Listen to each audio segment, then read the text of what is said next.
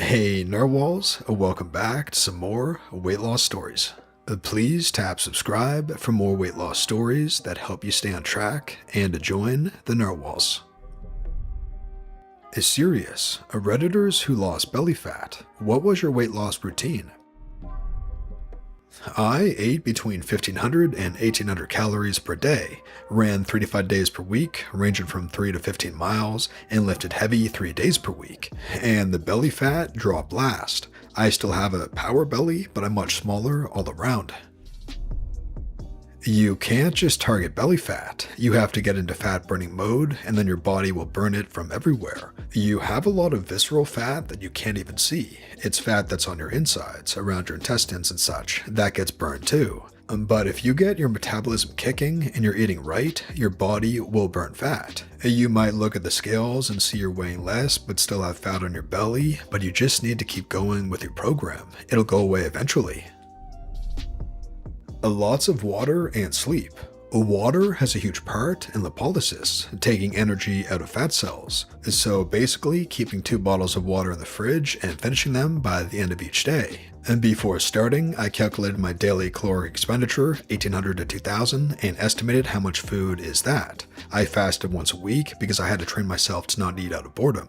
Had very little food at home, no snacks, and due to the pandemic, no eating out. I had to be careful not to lose weight too fast, more than 1% body weight a week can damage your metabolism, and had a regular diet break, 2 days caloric deficit, and 2 days maintenance. I started counting calories and walked 2 to 3 miles 7 days a week every night, sometimes up to 5 miles on the weekend, on top of however many steps I walked in the course of my daily activities. What is your number 1 tip for losing weight?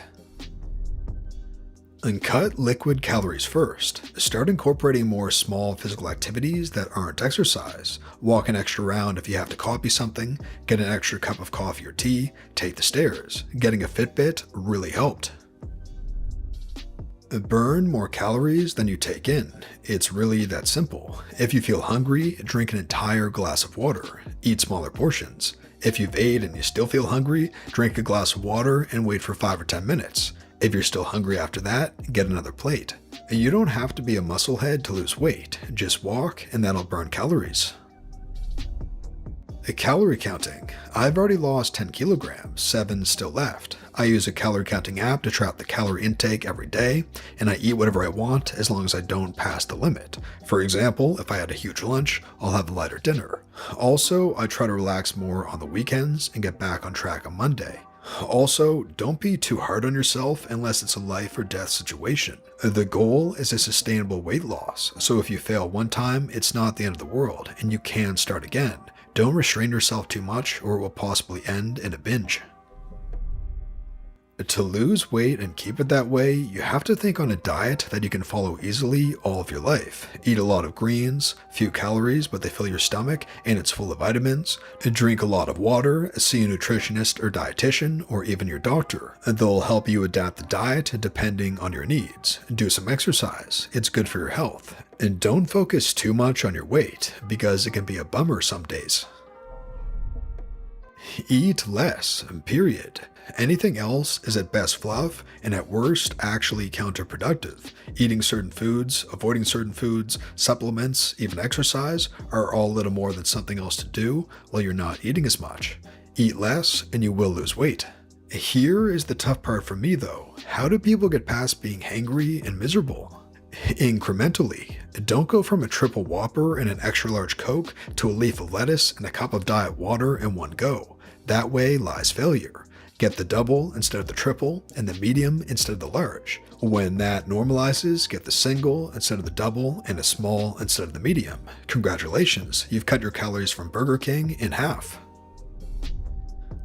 Lazy weight loss tips. Hi narwhals, I've been naturally thin for most of my life, but I am 22 now and my metabolism has started to slow down. I am 5'7", and at my heaviest I was 156. I brought it down to 136, and now I hover around 142 pounds comfortably. These are my lazy ways of losing 20 pounds. 1. Wake up 15 minutes late. I have a regular 8 a.m. to 5 p.m. job, and I have found that on days when I wake up late, I have less time to eat breakfast, which in turn saves me many calories. Usually I would savor that 15 minutes before rushing out my door by eating 3 or 4 bowls of cereal, but on days that I'm running late, I only have enough time to eat 1 bowl or make myself a cup of coffee. 2. Go shopping in small trips. Instead of doing your grocery shopping all at once, break it into a couple of trips. I do my grocery shopping at Walmart, which means that every time I'm craving Pop-Tarts or need a certain spice for a new recipe, I have to get off my butt, go to the store, walk all the way to the back where the groceries are. It's a way to sneak in extra exercise, and not having so much food on hand in your kitchen can prevent you from overeating. 3. Keep the thermostat low. I live in a cold climate, and I keep my thermostat as cold as I can tolerate. Our bodies use a lot of energy trying to keep us warm, which means extra calories are expended without noticing. Don't keep it too cold, or else this tip won't be sustainable for you. 4. Eat complex food. The harder a food is to break down, the more calories and energy your body has to use to extract its nutrients. For instance, a piece of white bread is easy for your body to take calories from, whereas spinach or wheat bread has more complex chains that take more effort from your body to break down. And please add any lazy tips you have in the comments below. Drink tea throughout the day to have something in your mouth that tastes good and then fills your belly with warmth, just like food would. Don't use sugar or sweetener, just find a tea, doesn't matter which one, that you like, and just keep drinking it. I drink about 3 liters of tea, 1 liter of green, and 2 liters of chai mix a day, and it really helps to make me feel full and as if I've just eaten a huge meal.